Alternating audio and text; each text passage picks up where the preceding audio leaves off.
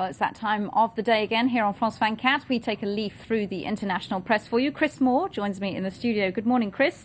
The Olympic torch is getting a bit of a rough reception in Europe. A bit of a ruckus in London on Sunday. Tell us more about that. That's right. Protests on the streets of London yesterday, and the Olympic torch is in Paris today, continuing to bring controversy in its wake wherever it goes, it seems. Let's start off in The Independent, the British paper. Faster, higher, stronger, they say. A bit of an ironic headline there, really. Not about the sporting prowess of the Olympic athletes, but about the tactics employed by protesters and police in London yesterday. Some 37 arrests, one protester trying to grab hold of the Olympic torch, another trying to put it out with a fire extinguisher.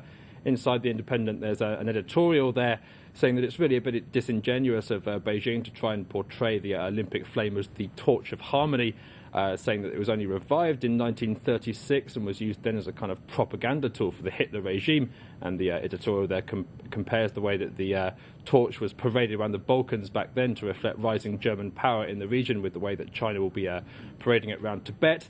The Daily Telegraph, Olympic torch relay nearly abandoned. The Telegraph says that Chinese officials told them that they were pretty close to calling off the march yesterday. Such was the extent of the protest in London. I should point out that there were some pro-China protesters out in this to show their support for the way the Olympics and the way that Beijing is handling them. So let's move on to China Daily, which really has a classic example of casting the same news in a different light. They mention the protesters, but you see a picture of Gordon Brown, the British Prime Minister, shaking hands with a disabled athlete there, and they say that the torch got a wonderfully warm welcome in London.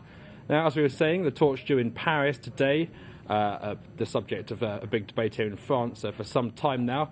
Surveys saying up to 60% of French people are for some kind of boycott of the opening ceremony, and a lot of politicians speaking out about it as well. Libération says free the Olympics, lining up with the French public there apparently. And L'Humanité, a communist paper, which I would describe as more pro-human rights than pro-Beijing. They're looking forward to a day of protests here in Paris, reporting on the fact that French press group Reporters Without Borders have promised what they call spectacular, if respectful, action.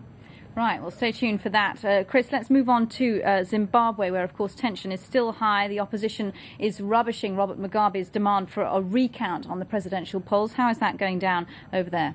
Well, Morgan Tsvangirai has been writing in the British paper The Guardian, actually, to give the latest on that. He's obviously saying that he won these elections fair and square, and praising the bravery of the Zimbabwean people in a country which he says is ravaged by misrule and ignorance. And he really launches a bit of a broadside against neighbouring South Africa, but particularly the United States and the United Kingdom for what he describes as their continued silence on this, and says how can they talk about a war on terror and ignore the broken minds and mangled bodies here in Zimbabwe.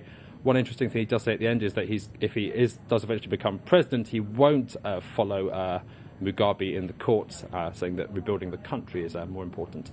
Chris, just finally, the French have made a funny film, and it's really funny. They're packing them in the aisles to see Les Ch'tis. Tell us all about it. Explain it in English. Well, Les Ch'tis is the nickname given to people from northern France, and Bienvenue chez les Ch'tis is the title of a hit comedy, which is now the highest grossing French language film in French history.